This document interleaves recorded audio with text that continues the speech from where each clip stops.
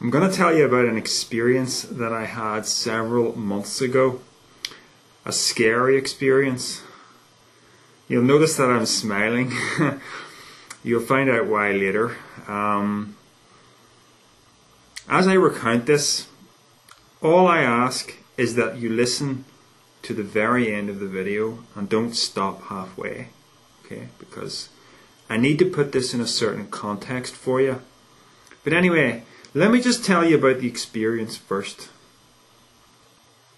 Okay, I was lying in bed and it was the middle of the night. I had been asleep and I woke up. Now, as I looked down at my body, I saw something attached to my chest. A kind of a black, I was going to say a smoky. Smoky's not quite the right word. It seemed more solid than smoky. Some kind of black column attached to my chest and rising up vertically.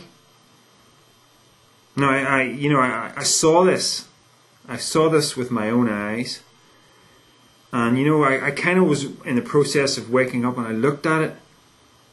I thought, oh my goodness, I'm seeing some kind of demonic entity or something attached to me. And after a few seconds, I literally leapt out of the bed, ran for the light switch, turned the light switch on, and of course I couldn't see anything except, me, and nothing was attached to my chest. It was just, I looked down at myself and I thought, is it gone, or is it still attached? Is it still attached to me and I just can't see it because I'm now fully awake? So anyway, this really shook me up. Now, here's the thing. Dramatic pause, yeah. Here's the thing. I think it was nonsense. And there's a reason why I think it's nonsense.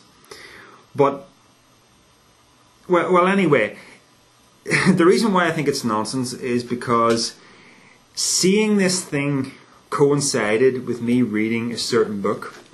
The book Practical Psychic Self-Defense by Robert Bruce. Now, this book gave me a serious case of the heebie-jeebies, and it didn't give me very much else, I have to tell you. He talks about astral snakes and astral spiders and all these animalistic forms of consciousness beyond human sight. He talks about all his experiences with them, about dealing with possession. He talks about how they can't cross running water and how they can be repelled with garlic and sacred symbols and all kinds of stuff. And you know what? I don't know what to make of a book like that, and my inclination is to be dismissive of it. Now, I know Robert Bruce is a big name in the whole out-of-body experience scene, and people seem to love his book Astral Dynamics. This is the only book I've read by him, but here's the thing, right? I'm a scientific type thinker.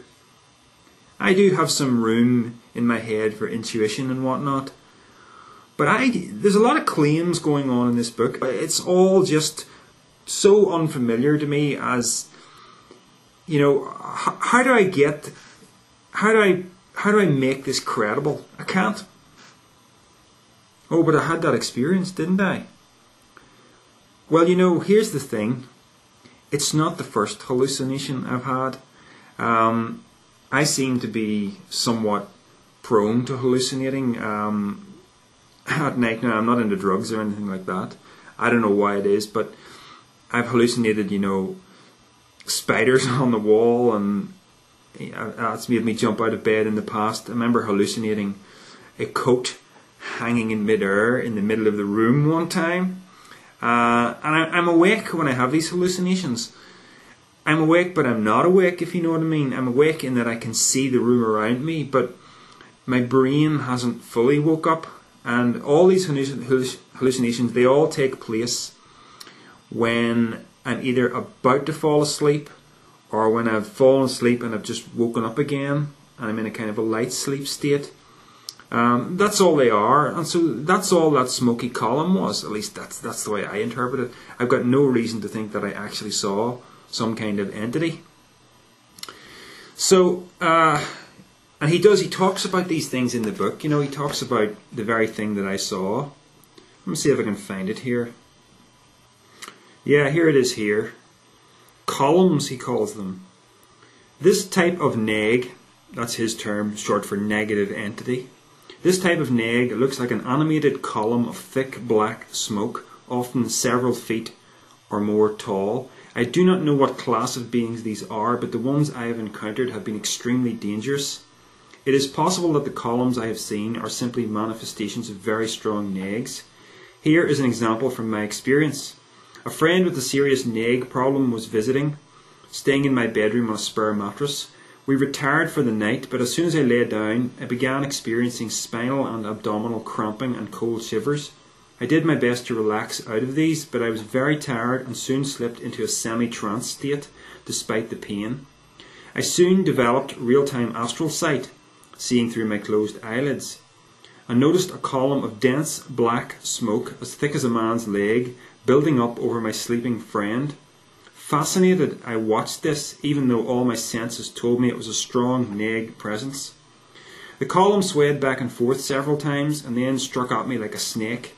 It bit my leg and searing pain coursed through my left calf muscle.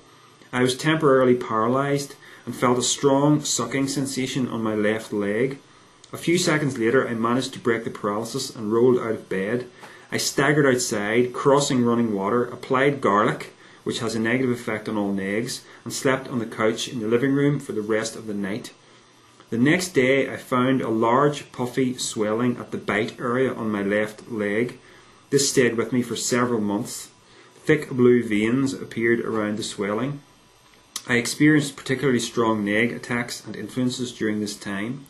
When I finally broke this attachment, the swelling disappeared completely, along with the swollen blue veins.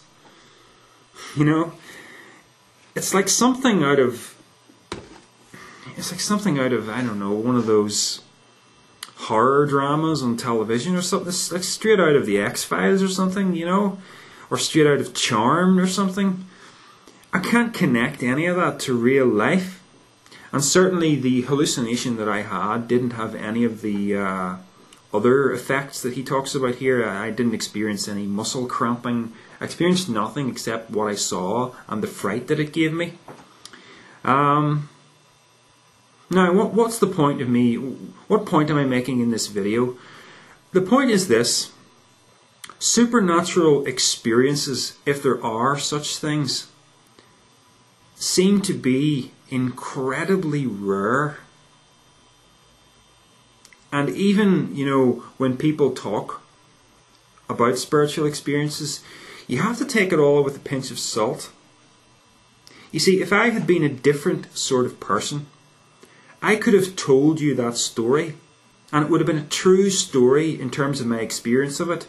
And just at that point, a few minutes ago, where I had that dramatic pause, I could have just left it there. And I could have left you with the impression that I really had a supernatural experience with a demonic entity. But I've got my head screwed on pretty well, and I'm going to need a lot more evidence than just that to believe in something. I mean, if anyone could say whether they'd been attacked by a demon, seeing the thing that I saw, I think it's me, you know, and I don't think I did. But I could make you believe that I did. I could, you know, I could even deceive myself into thinking that that was a true experience if I had that sensationalist way about me that I wanted to have a life that was more exciting. You know, and people, you know, will accuse me of this kind of thing, even for doing the experiments into telekinesis that I'm doing. There's nothing sensationalist about what I do, and I'm not interested in presenting myself in that kind of a way. But I just wanted to illustrate with this short video how when someone makes a claim, even when someone you trust makes a claim of having a supernatural experience, you can't just treat that like a fact. Because what that person perceived is just what that person perceived and may not be the truth at all.